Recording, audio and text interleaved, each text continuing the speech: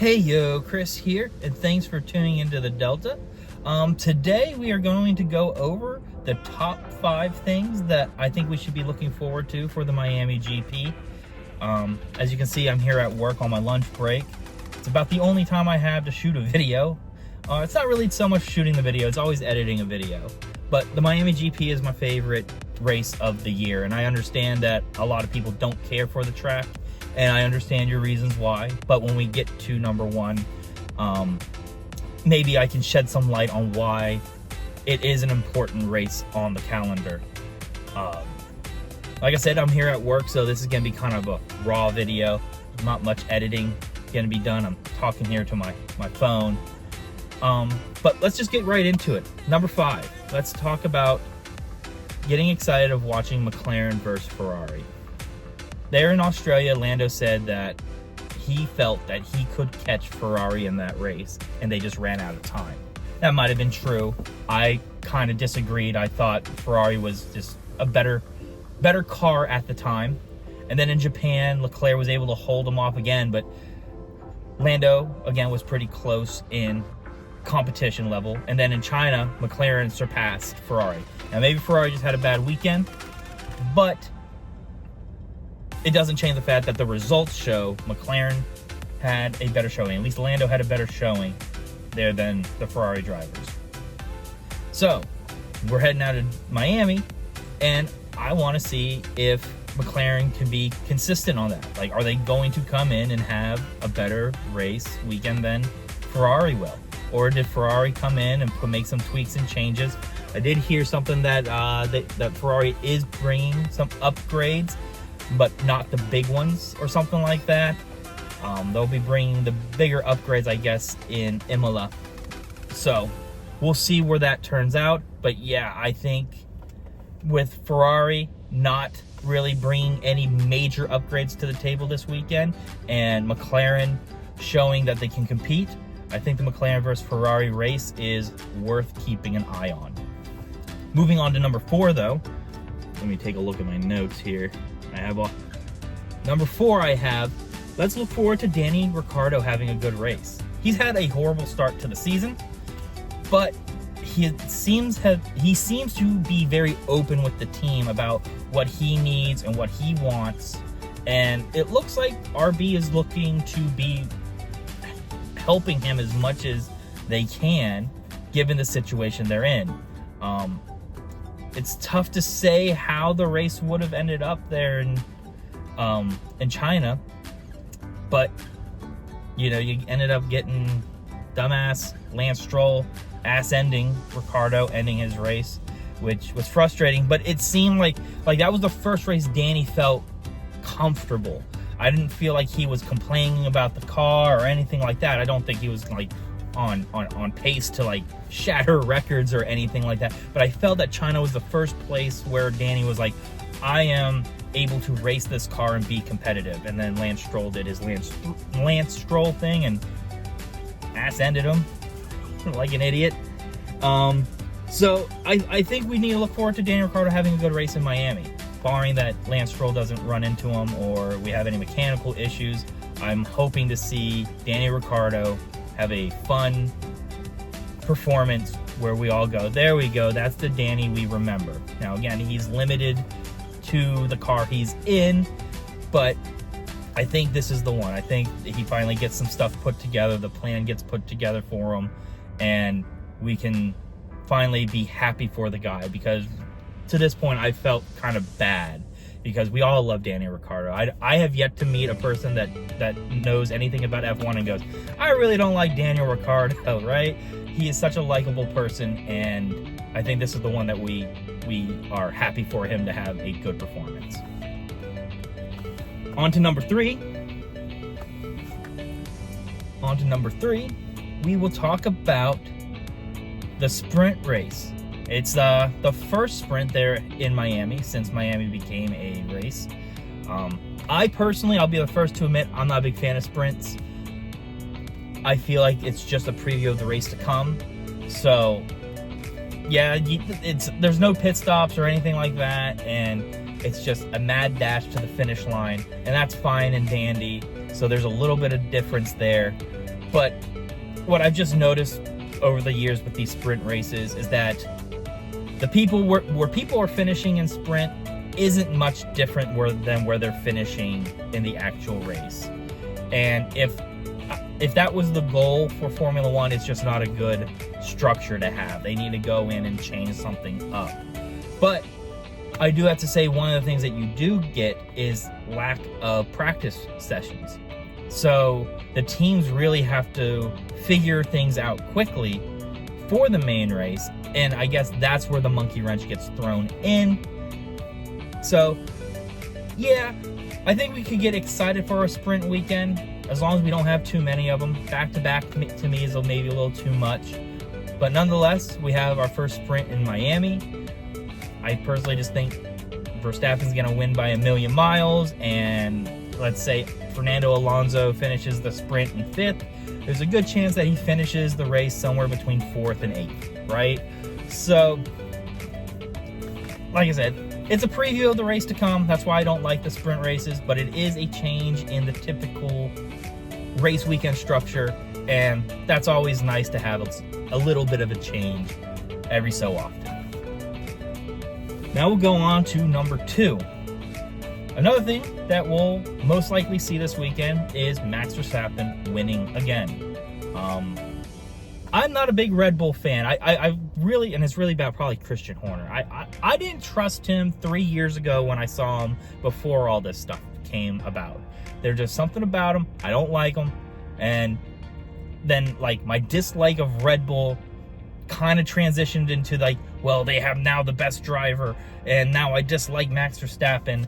And over the races that I've been watching and the interviews I see with Max and the PR stuff, like, yeah, it might be a little bit, staged or whatever because it's for public relations, but I can't say I hate Max Verstappen.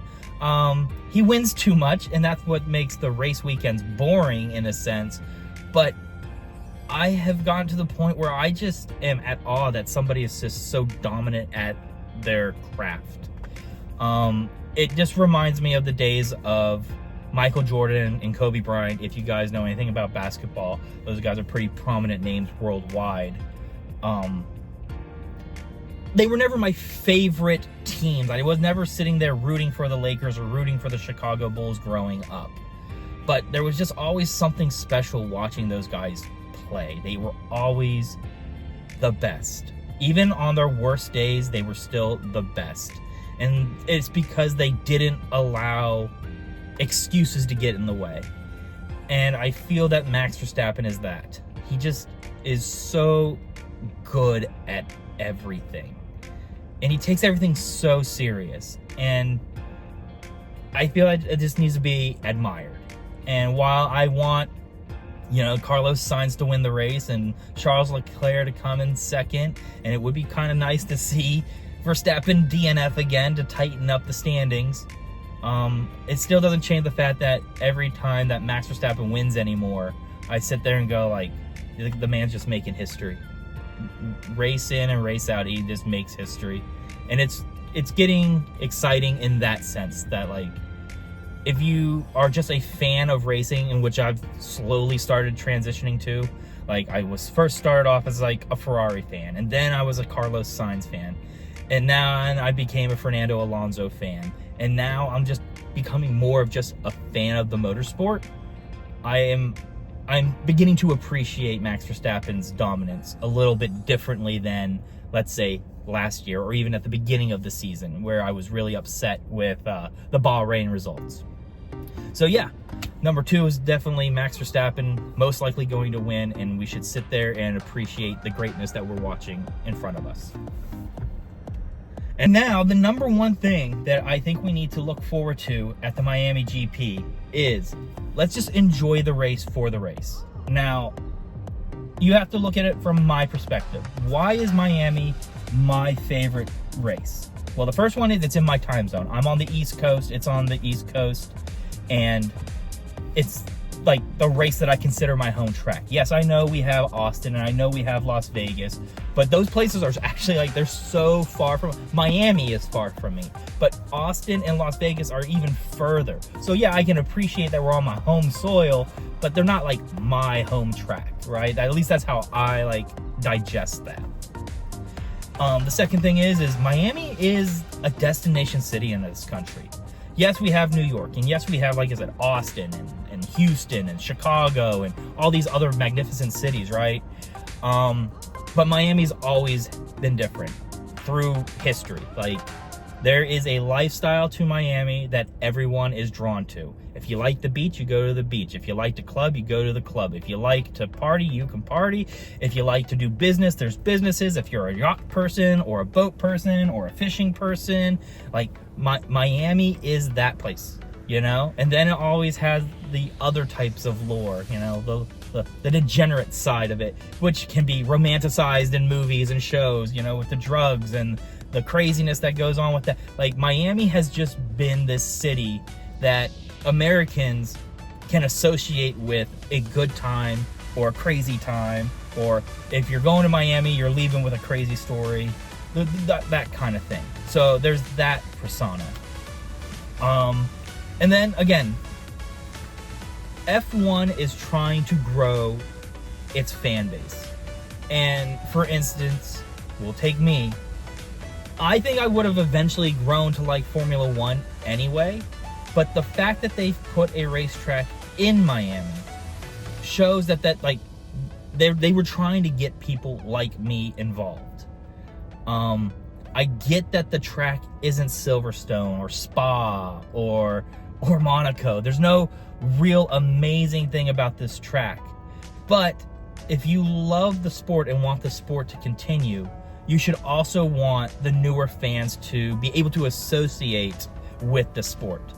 And as cool as Silverstone is, and as historic as Monaco is, like, I can't associate with that. Like, there's nothing there for me to sit there and be like, oh, well, you know, there was that time I went to Monaco, or, oh, you know, back in the 80s, I remember this one race at Silverstone. Like, I'm the new fan. I can't really relate to that. Like I said, I can watch history videos on stuff and be like, oh, that's cool, but there's nothing connecting me to the sport in that way. And Miami is one of those tracks that is going to connect the new fan.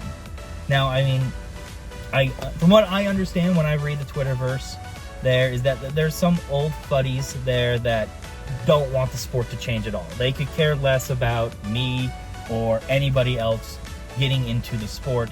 They are very traditional and purists. And you know what? If that's how you like your sports, that's how you like your sports. I can't sit there and say, I love the way the NFL is transitioning over time. I'm a little bit more purist and traditional when it comes to football. So I get your take on that. But I do find the Miami GP an important track for the sport and for the fan base over here in America. Like I said, you have the sun, the sand, the girls, you know. What you have to do if you're not like interested particularly in Miami and America, then you have to ignore all that extra stuff. Formula One is a business. They're going to do their dog and pony show, and they're going to show these celebrities and have these interviews with people that know nothing about racing. It's going to bug you because it bothers me. Nothing frustrates me more than watching a celebrity sit in the Ferrari garage, and you know, I'm sitting on my couch knowing that guy knows nothing about racing, and the only reason he's here is because his group of people, his agents, hooked him up with this to make an appearance, and he's getting paid to be there. And that probably just frustrates you, because it frustrates me, because I sit there and I would enjoy that experience way more than that guy would, and you don't even have to pay me to be there.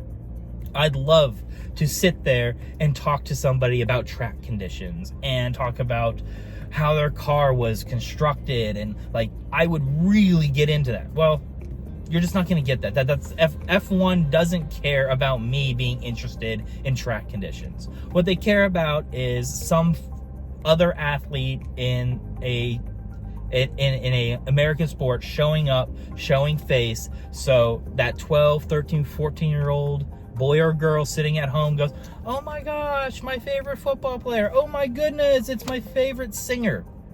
They like Formula One? Oh, well, I guess I can take a look at it. Boom, fandom. Ignore that, all right? Ignore the Dog and Pony Show beginning. You're going to get some D-list celebrity that is probably going to end up singing a song that no one cares about.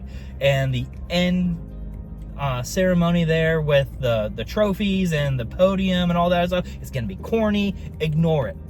Just care about the laps that occur, and maybe you can enjoy the race for the race. That's all I would say when it comes to the Miami GP. If you don't care about anything else and you care about motorsport in itself, then just care about what's going on the track during the race and other sessions like the sprint and qualifying.